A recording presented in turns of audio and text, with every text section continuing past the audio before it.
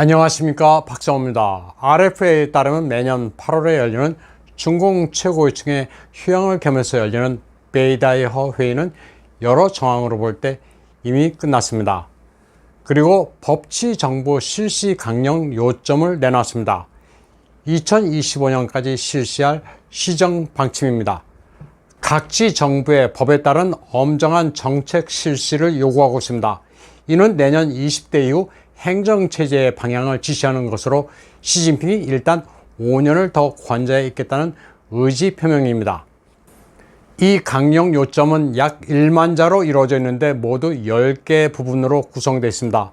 이 강령은 우선 시진핑 법치 사상을 심화 학습해 관찰하고 행정제도와 체계를 법에 의거해 건전하게 시행하라고 요구하고 있습니다. 이에 대해 중공의 학자 송량은 RFA와의 인터뷰에서 이렇게 평가했습니다. 최신 강령 요점은 그다지 긍정적으로 평가할 만한 점이 없다. 큰소리, 빈소리, 상투적인 소리, 그럴듯해 멋있어 보이는 소리로 가득 차 있다. 누가 감독을 하더라도 효율적이지 못해 제대로 실시하지 못할 것이라고 말했습니다. 재미평론가 천포콩은 베이다이허 회의에서 시진핑이 후계자를 내놓지 않았을 가능성이 농후하다고 말했습니다.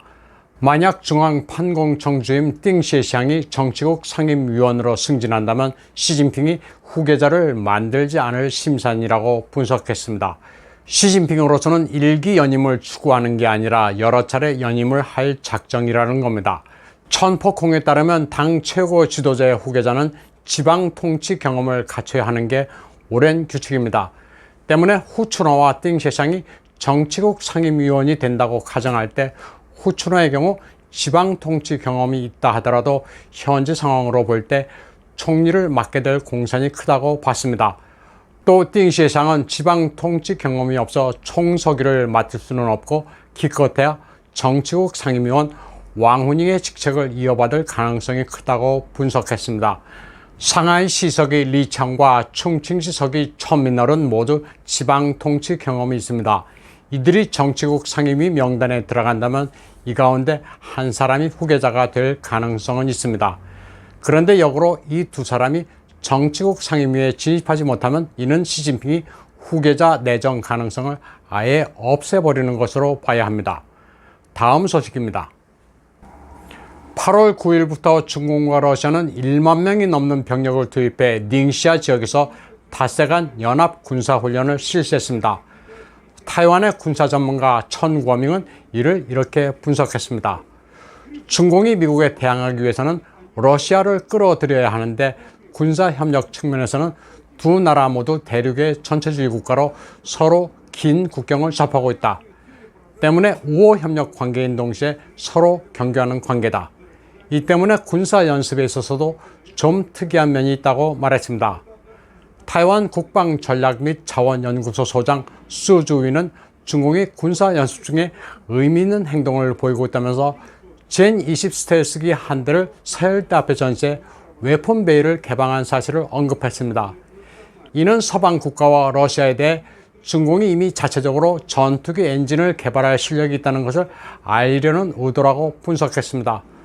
수 소장은 또 중공의 엔진 기술이 성숙하지 못했을 때 러시아는 기술 절취를 우려해 중공에 한꺼번에 많은 대수의 전투기 판매를 꺼려했다. 또 중공에 판매하는 전투기 엔진은 개조를 거쳐 역설계가 곤란하도록 만들기도 했다고 말했습니다. 또 타이완의 군사 전문기자 오밍재는 이번 훈련의 특징으로 러시아나 중앙아시아 국가가 아닌 중공의 닝시아에서 치러진 점을 들었습니다. 그리고 무기 장비의 상호 견학도 특징인데 러시아가 최신 스텔스기 수호이 57을 가져오지 않은 점도 주목할 만하다고 말했습니다. 연습 항목도 연합 공중 강화와 요새 점령이 포함되어 있습니다. 중공이 러시아를 자기네 경로로 끌어들여 이런 훈련을 하는 것은 타이완과 남진해에서의 작전을 상정하고 있다는 겁니다. 이번 연합훈련에는 러시아 국방장관 세르게이 쇼이구와 중공의 국방장관 웨이펑허도 참관했습니다. 다음 소식입니다. 이런 가운데 중공 관영 CCTV의 군사 채널 진우 링쥐리가 중공 전투기 젠10B에 어처구니 없고도 치명적인 약점을 누설해 화제가 되고 있습니다. 젠10B는 중공이 미국의 F-16의 대항마라고 선전하고 있는 주력 전투기로 해외 수출도 하는 기종입니다. 이 프로그램은 젠10B를 자동차처럼 물로 세척하면 안 된다면서 스펀지로 조심스럽게 닦아야 한다고 설명하고 있습니다. 전투기 비행 전후나 정비일에 닦고 청소한다면서 기체에 묻은 먼지나 기름때를 제거하는 요령을 소개합니다. 프로그램 진행자가 슬리퍼를 신고 날개 위를 조심스럽게 올라갑니다.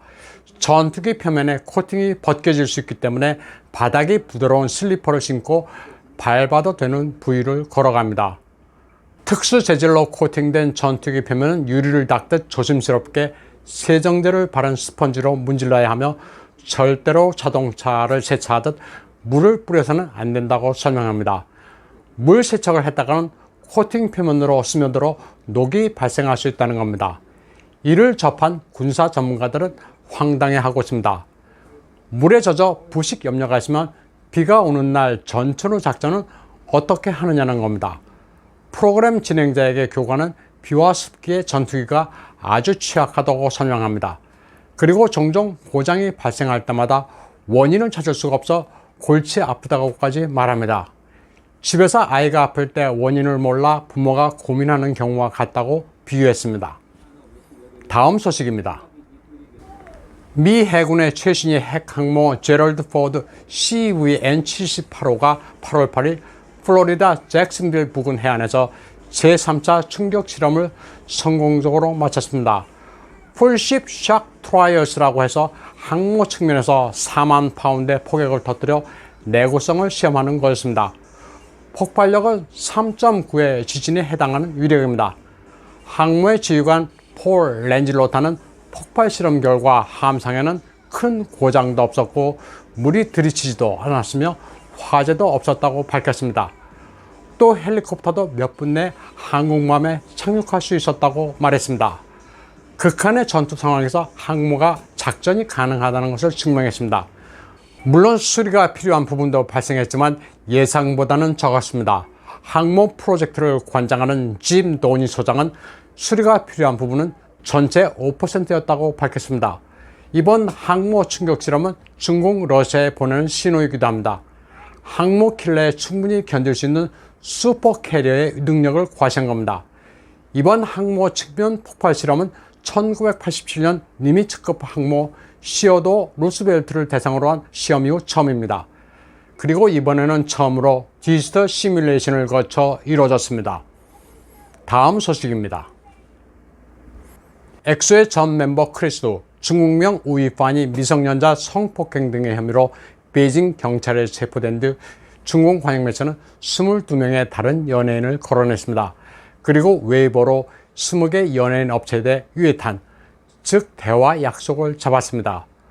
유해탄은 말은 그럴듯하지만 너 할 얘기가 있으니 좀 보자, 조사 좀 하겠다는 뜻입니다.